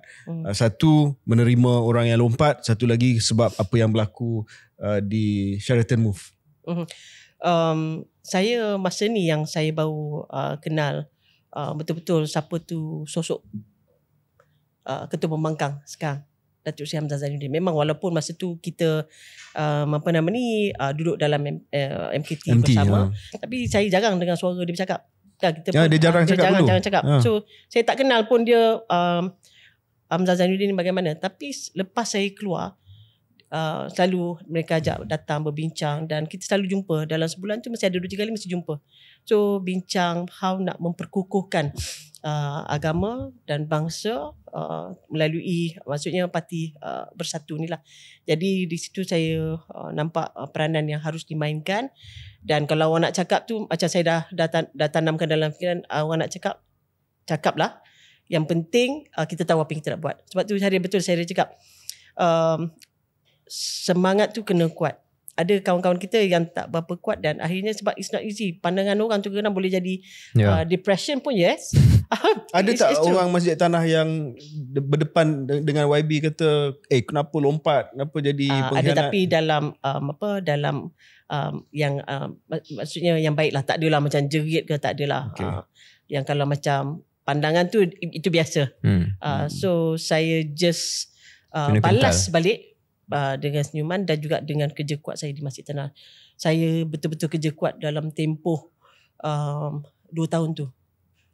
So that macam dia dapat memadamkan sentimen ataupun pandangan orang terhadap saya pada ketika tu. YB mungkin boleh panjangkan sikit lagi jawapan soal image bersatu ni. Kita move on daripada YB-ME sendiri, tapi bersatu ni sendiri YB sampai ke hari ni akan dicop sebagai parti pengkhianat dan parti katak. Ini yang disebut lah. Macam mana bersatu dan kepimpinan bersatu termasuk YB sendiri menepis tumahannya? Sebab selagi benda tu tak settle, selagi itu saya ingat ada had kepada sokongan pada bersatu. Saya melihat ini bahawa satu perkara yang tak boleh dipandang mudah. Jadi image ni dia tak boleh dalam sehari kita boleh ataupun sekelip mata kita boleh hilangkan.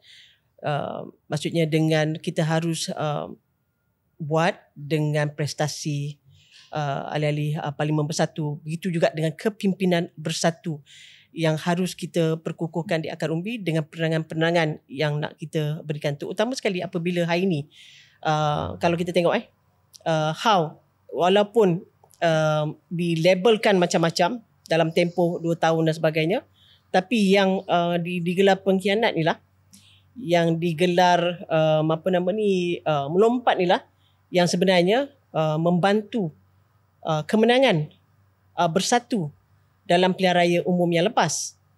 Contoh Hulu Terengganu, Tanah Merah, Larut, Masjid Tanah. Kan itu semua antara orang yang turut sama dilabelkan pengkhianat dan juga katak oleh ramai pihak.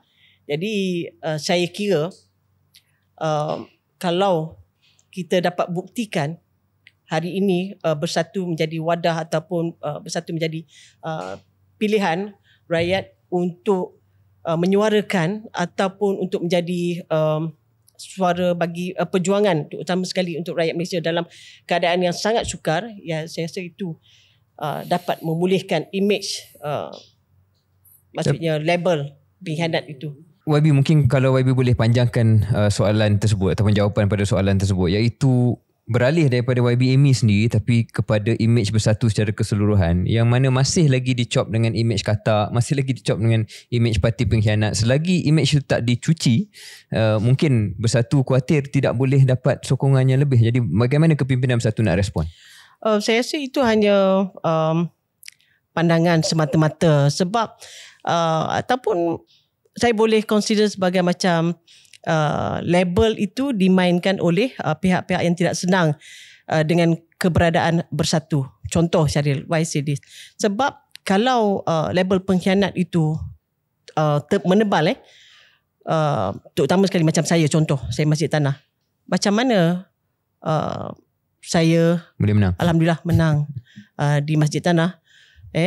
Dan saya nak jelaskan di sini, saya patut ucapkan ribuan terima kasih kepada pengundi-pengundi termasuk juga dengan ahli-ahli UMNO yang mengundi saya. Ahli Bersatu kat Masjid Tanah bawa berapa KJ? Tak ramai pun nak dibandingkan dengan ahli UMNO. Jadi saya rasa itu hanya permainan persepsi saja yang nak melihat bahawa Parti Bersatu ini lemah, pengkhianat, maksudnya dan macam-macam label lagi yang diberikan kepada pemimpin ataupun ahli parlimen daripada Bersatu ini. YB, saya nak kita cuba ingat balik kepada pilihan raya negeri di Johor dan juga di Melaka. Pada waktu itu, ini sebelum PRU yang lepas. Pada waktu itu kalau tengok kepada keputusan PRU Melaka dan Johor ni, ramalan untuk PRU yang berlaku selepas PRN di Melaka dan Johor adalah satu keputusan yang agak tidak berapa bagus untuk Bersatu. Sebab di Johor dan di Melaka, Bersatu gagal sewaktu PRN yang lepas. Saya rasa Yang Berhormat pun bertanding di PRN Melaka lawan dengan Brother Big Bear kita. Hampir menang. Hampir menang macam kita lah, hampir menang tapi tak cukup untuk menang lah. Big Bear menang, sekarang ni dia dah jadi ketua menteri. Pada masa siapa Big Bear? Big Bear Rauf, Datuk Seri Utama AB Rauf, kita panggil dia beruang dalam UMNO sebab dia besar. Masa tu Yang Berhormat rasa this is the end of the road untuk Bersatu tak? Sebab secara jujur saya nak cakap bahawa I thought Bersatu's gone untuk pilihan raya umum. Sebab tengok pada Johor dengan Melaka ni, saya rasa kalau pilihan raya umum Bersatu mungkin tinggal 1-2 kursi kot, Pak Agong mungkin satu lagi, and the rest of you are gone. Yang Berhormat terkejut tak masa PRU yang boleh menang? Tak, sebenarnya saya tahu masa saya kalah pada tahun 2021 November 19 November 2021. Masa tu saya pun tak jangka saya boleh kalah tipis. Saya ingatkan saya kalah banyak teruk sebab KJ itu tempat paling selamat dalam negeri Melaka. Orang cakap memang banyak-banyak tempat, itulah Tanjung Bidara. Jadi saya pun tanya Tan Sri kenapa letak situ? Saya boleh menang dengan selesa dekat tempat saya, air limau. Tapi dia kata no, go and fight that giant. Tan Sri panggil giant bukannya bear. Anyway, saya pun pergi dan saya pun bila kita turun ke bawah, macam Syarif cakap tadi lah, label pengkhianat kita pun risau juga kan. Tapi penerimaan rakyat sangat baik pada ketika itu. Dan true enough, bila sampai masa 364 lah. So macam, tapi saya tahu dah saya akan kalah sebab masa sebab walaupun Ketua Pemenangan Malaysia time tu buat kerja kuat. Ketua Pemenangan UMNO Malaysia dulu dia buat kerja kuat time tu. Dia pun turun kempen pun boleh tahan juga kan. Lepas tu masa di Tanjung Bidara, saya melihat bahawa jentera yang menjadi permasalahan pada kita adalah dari segi susunan jentera yang tidak terlatih pada ketika itu. Itu antara perkara yang menyebabkan kepada kekalahan saya di Tanjung Bidara dan mungkin juga tempat-tempat lain. Satu. Jadi dalam tempoh setahun tu saya tak mengalah. Saya susun sebab kita tahu PRU akan datang kan. Jadi saya menyusun jentera dan buat latihan dan sebagainya. Saya optimis lah. Dan terus kekalkan momentum macam saya punya tagline, terus bekerja, terus berkhidmat, itu sentiasa di bibir jentera saya.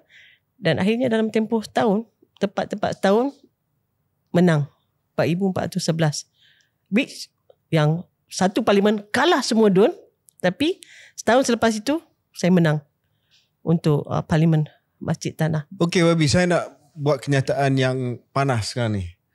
Bersatu menang bukan sebab kekuatan Bersatu, tetapi Bersatu menang sebab penolakan terhadap UMNO, Barisan Nasional.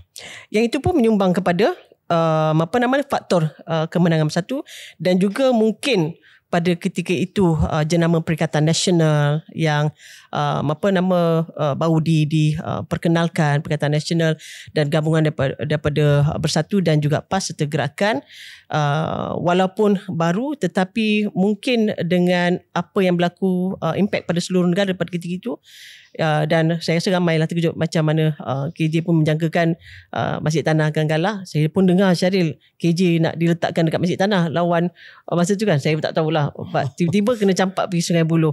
So mungkin pada ketika itu saya tak menolak kemungkinan faktor itu juga menyumbang kepada faktor kemenangan Bersatu dan juga Perikatan Nasional. Saya nak kita bincang pula tentang masa depan Bersatu bukan dari sudut visi yang itu Syaril cakap tadi, dari segi pemimpin.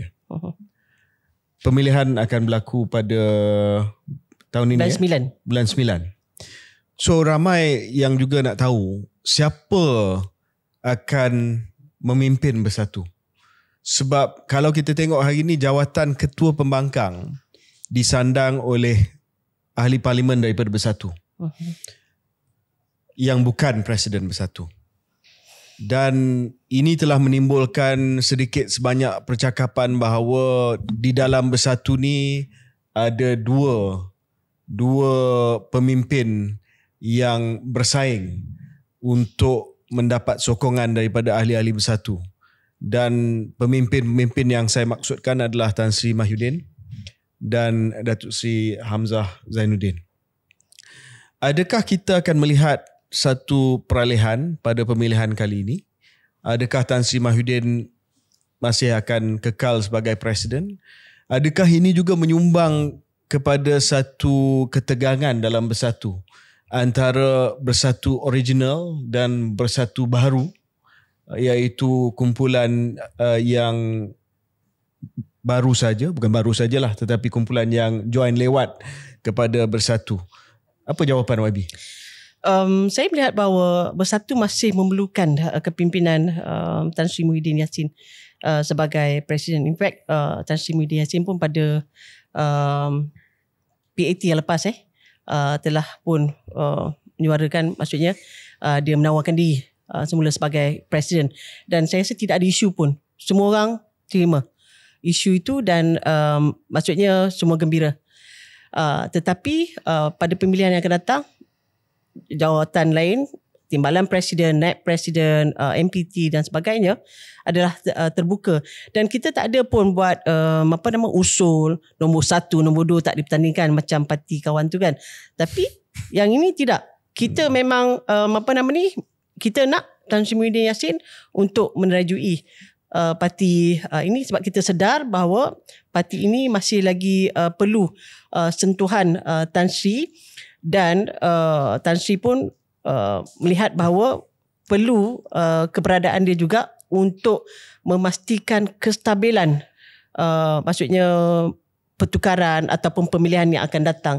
Dan saya nak cakap, even Datuk Sri Hamzah Zainuddin, macam saya cakap sebelum ni kan, dia sebelum ni saya melihat dia sosok tubuh yang berbeza dalam UMNO apabila berada dalam Bersatu. Jadi saya melihat kepimpinan Datuk Sri Hamzah, kepimpinan Razi Jidin,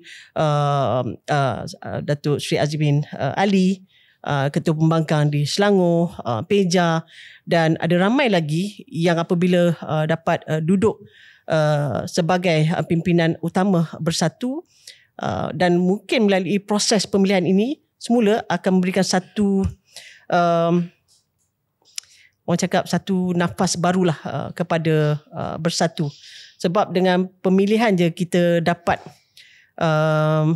maksudnya dapat talent-talent baru melalui pemilihan. So tu jawapan politik lah. So nak tanya direct. So presiden, kenapa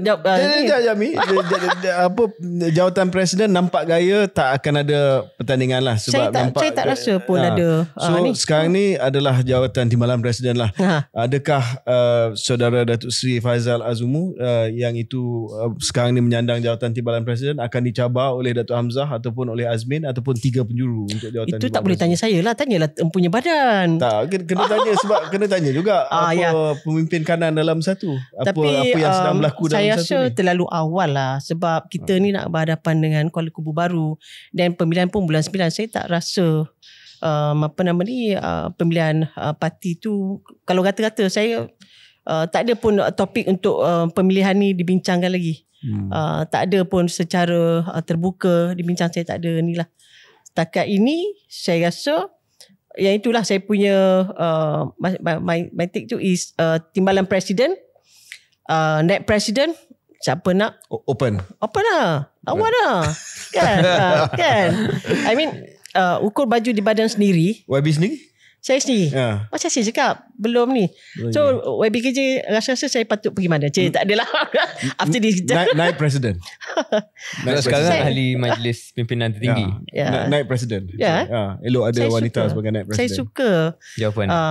Sebab dia tadi awal-awal tadi dia dah ni kan. So okay, nak cakap sikit pasal KKB ni yang Muhammad, sebab KKB ni merupakan satu peluang untuk memberi pukulan yang agak dahsyat lah kepada PH daripada pihak PN, sebab ini kursi PH, ini bukan kursi PN. So kalau menang kat sini kira rampas lah, dan rampas satu kursi yang boleh dikatakan sebagai kursi DAP. So bukan kursi sangat selamat tapi agak selamat. So apa perancangan sekarang ni di bahagian PN, dan adakah PN bersetuju ataupun bersedia untuk tidak meletakkan seorang calon daripada bangsa Cina? Sebab biasanya calon dekat KKB ni Chinese. Tetapi kalau kita tengok demografi dia sekarang, majoriti adalah Melayu. Adakah plurality? Paling ramai lebih banyak Melayu lah. Adakah PN akan menggunakan faktor calon itu sebagai satu tarikan? Saya tak menolak kemungkinan lah. Walaupun saya sendiri saya tidak tahu siapakah lagi calon yang akan diletakkan di KKB, sebab saya difahamkan besok baru akan diumumkan siapakah calon PN akan diumumkan besok. Dan saya melihat bahawa ini adalah peluang keemasan yang harus direbut oleh Perikatan Nasional untuk meletakkan calon terbaik yang ada oleh Perikatan Nasional, diletakkan sebagai muka di Kuala Kubu baru. No matter daripada gerakan ke, daripada Bersatu ke, PAS ke, saya rasa kita menghormati sebagaimana pihak DAP mahu UMNO menghormati sesiapa saja yang diletakkan sebagai calon di situ. Saya rasa itu adalah perkara kelaziman yang berlaku dalam mana-mana parti pun. Dan strategi yang paling penting KJ untuk kita pastikan kemenangan, walaupun ramai kata payah tapi tidak mustahil. Kita harus meletakkan ada optimis lah sikit. Bukan confident. Kita ni pergi macam underdog je. So, meletakkan sikit kerja keras dan pastikan peratusan keluar mengundi itu ramai. Dan di situ saya rasa kita ada peluang. YB dari segi KKB satu pukulan hebat kalau dapat menang. Tapi saya nak cakap lebih luas daripada KKB lah kalau boleh. Tentang pandangan YB berkenaan dengan peluang Perikatan Nasional dalam pilihan raya umum yang akan datang.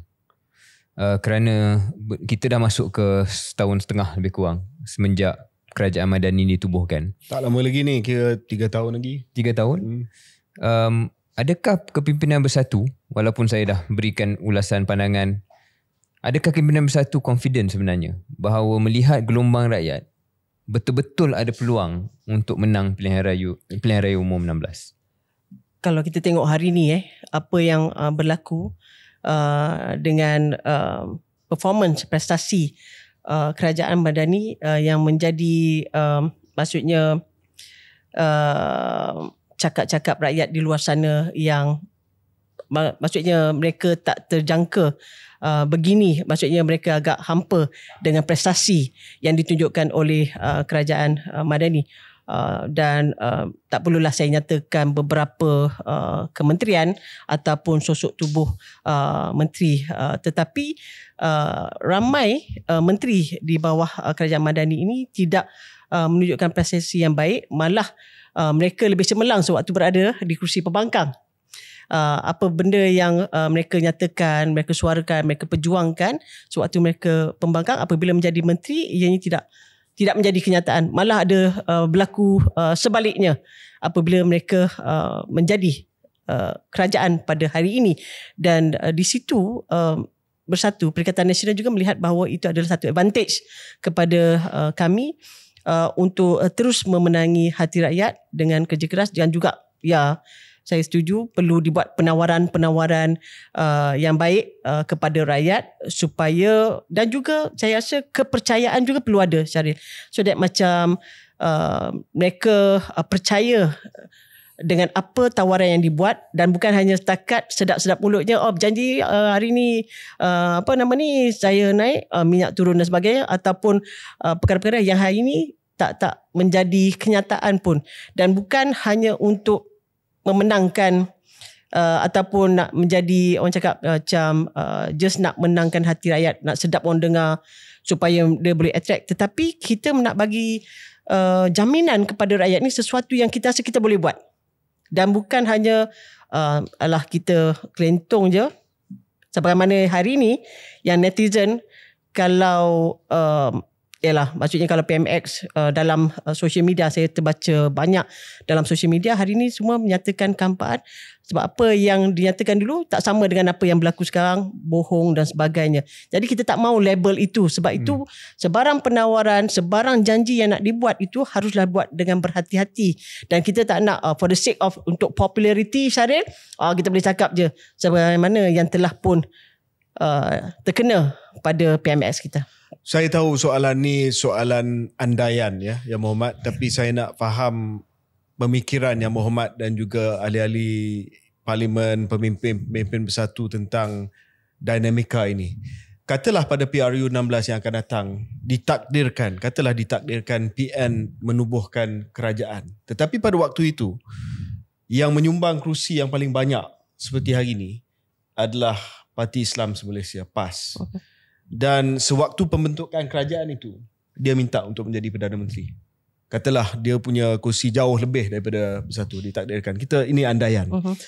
Adakah sebab hari ini PAS setuju Tan Sri Mahyudin menjadi pengerusi Perikatan Nasional. Dan Datuk Seri Hamzah menjadi ketua pembangkang. Dan pada PRU yang lepas, Tan Sri Mahyudin diangkat sebagai poster boy atau poster person sebagai calon Perdana Menteri daripada PN. Tapi if one day PAS jadi terlalu kuat dan PAS juga ada kemahuan untuk jawatan tersebut, adakah Bersatu, ini saya tanya kepada Yang Muhammad, pandangan Yang Muhammad juga, bersedia untuk PAS menjadi senior partner kepada dalam Perikatan Nasional? Saya nak nyatakan di sini, apapun yang berlaku sebelum ini semuanya berlaku di dalam situasi harmoni dan berlaku dalam proses perbincangan mesyuarah yang panjang. Dan of course lah, walaupun mereka menang banyak kerusi, tapi mereka tak pernah merasakan, maksudnya mereka abang besar dalam Perikatan Nasional. Dan Wak Imah, saya amat menghormati sahabat-sahabat pemimpin dalam PAS, sebab ramai di antara mereka yang maksudnya seasoned politician, yang banyak pengalaman dan sebagainya, ada juga yang memberikan tunjuk ajar. Dan saya tak nak merasakan bahawa kalau satu hari nanti kalau dia maksudnya menawarkan untuk menjadi Perdana Menteri ataupun nak jadi Perdana Menteri kalau ni, dan saya melalui proses yang samalah. Why must kita menolak kalau dia ada calon yang baik yang boleh diketengahkan? Sebab hari ni calon PAS bukannya macam 20-30 tahun yang dulu. Kita tengok Dr. Samsuri, satu tokoh yang baik dan teknokrat yang boleh dibanggakan oleh Perikatan Nasional. Dan saya tak rasa itu adalah satu kesalahan. Whatever it is, yang ini pucuk pimpinan harus berbincang.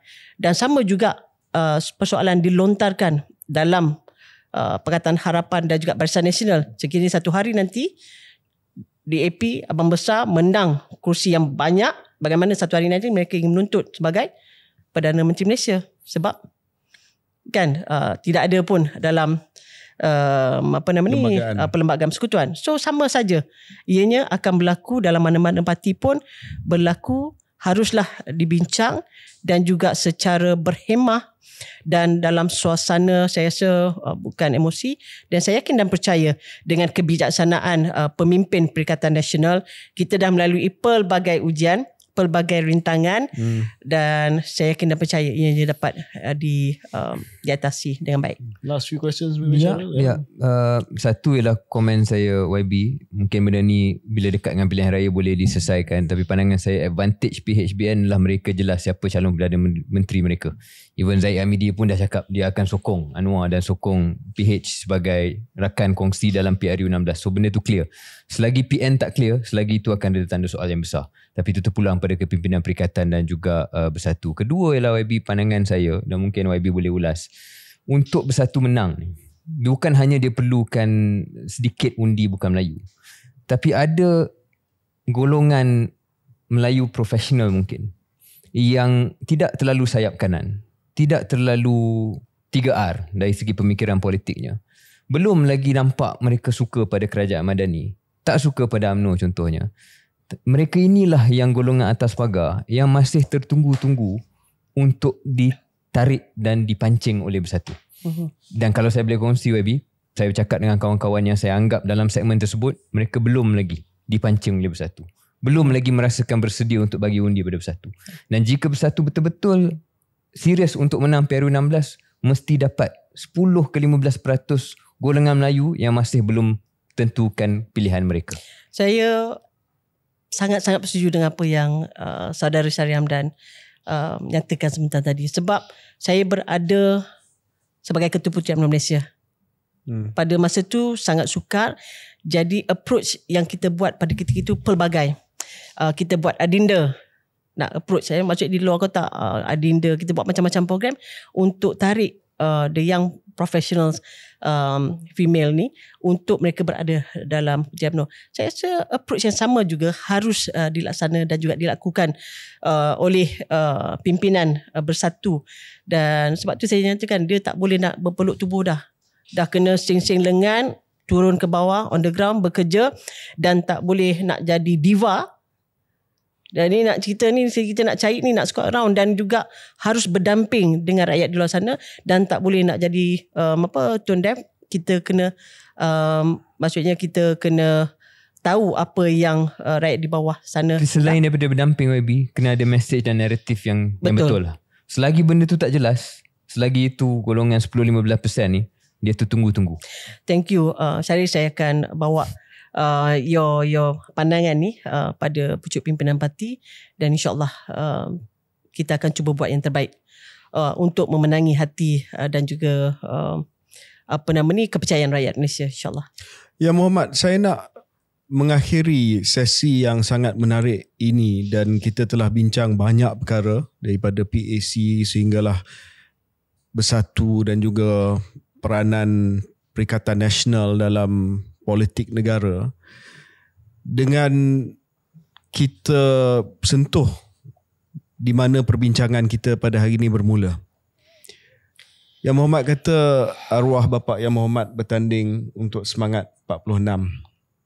Akhirnya semangat 46 dibubarkan dan pemimpin semangat 46 kembali ke pangkuan UMNO. Saya rasa Yang Muhammad tahu ke arah mana soalan saya ni. Parti Bersatu ni, ya, walaupun parti yang sudah establish, parti yang ada lebih banyak kursi daripada UMNO pada hari ni, tapi kita tak boleh tolak asal usul Parti Bersatu ni sebahagian besarnya adalah daripada mereka yang pernah datang daripada UMNO. Hatta kalau kita tengok dari segi perlembagaan Bersatu, nama Bersatu itu sendiri agak mirip nama UMNO. Warna Bersatu pun warna UMNO. Struktur Bersatu pun struktur UMNO. Dan ada juga yang mengatakan bahawa antara masalah orang Melayu pada hari ini terlalu banyak parti, sehingga menyebabkan perpecahan politik di kalangan orang Melayu. Walaupun dulu dah ada PAS, tapi tidaklah ketara macam hari ni, di mana ada 3-4 pilihan untuk orang Melayu, dan akhirnya mungkin leverage ataupun kekuatan orang Melayu itu terhakis disebabkan banyak sangat pilihan. Adakah Yang Berhormat rasa satu hari nanti Bersatu dan UMNO boleh kembali bersatu? Ataupun dicantumkan semula lah. Okay. Apa pun yang paling penting adalah demi perjuangan abata agama, bangsa dan tanah air negara kan. Jadi in future kita tidak tahu bagaimana, dan hari ini kalau kita tengok pun penerimaan rakyat terhadap UMNO pun, UMNO melalui satu proses defisit kepercayaan rakyat yang saya rasa sangat besar, dan bila kita turun on the ground, kalau dulu saluran 1, saluran 2 pun payah juga nak pergi kepada kita. Hari ini saluran pengundi 1, lama lah, pengundi lama 1.5 ni pun dah mula. Dan maksudnya mereka pun dah ada ketidakpercayaan kepada UMNO. Jadi tak mustahil maksudnya UMNO pun maksudnya bersama dalam wadah yang sama dalam bersatu. Dan saya kira itu adalah cabaran yang besar buat pemimpin-pemimpin, maksudnya parti Melayu lah. Yang paling penting, kepentingan rakyat itu menjadi keutamaan, dan saya rasa hanya takdir lah yang menentukan kerja. Saya nak jawab lebih pun, saya rasa saya pun kita harap yang terbaik lah untuk kita. Tapi Yang Berhormat sendiri secara peribadi tidak menolak satu ketika nanti sebab yang keadaannya berbeza. Ruginya nanti adalah kita orang Melayu. Kalau kita whatever it is, apa pun kita buat, kalau kita tak bersatu, maksudnya tidak bersama, ruginya nanti adalah orang kita sendiri. Jadi kalau saya tambah soalan last sikit. Apa lagi ni nak tanya apa lagi? La ilaha illallah. Wadi rasa orang Melayu ni memang boleh bersatu ke? Sebab daripada kecil sampai hari ni saya dengar naratif dan retorik yang sama. Melayu kena bersatu, Melayu kena bersatu. Mungkin orang Melayu ni politik dia tak boleh bersama. Dia sentiasa bergaduh. Tak adalah. Orang lain pun sama juga tapi tak menunjuk. Tapi kita tak boleh rasa rasa macam tu pada kita punya bangsa. Kita kena rasa positif. InsyaAllah. Selagi kudrat ada, selagi nyawa ada di badan KJ, yang itu kita kena pastikan. Kita kena tunjuk contoh yang baik lah. Kan? Okey. Yang Berhormat Datuk Wira Mas Ermiati Samsudin, Ahli Parlimen Masjid Tanah, pengurusi Jawatan Kuasa Kira-kira Wang Negara dan mantan Ketua Puteri UMNO Malaysia. Sekarang ni sudah bersama dengan Bersatu. Terima kasih kerana berada di atas sofa keluar sekejap. Thank you. Terima kasih YB. Terima kasih. Kami mendoakan yang terbaik untuk YB sebagai seorang sahabat. Dan tak tahulah YB, saya rasa bila kita sembang hampir 2 jam ni, satu hari nanti saya percaya kita akan berada atas pentas yang sama. Saya tak tahu di mana, di parti apa. Faham. Tapi saya rasa pengalaman kita di Perhimpunan Agama UMNO zaman-zaman dulu tu akan berulang nanti. InsyaAllah. Kita sama-sama doakan kerja. Okay. Kan? Alright. Thank you.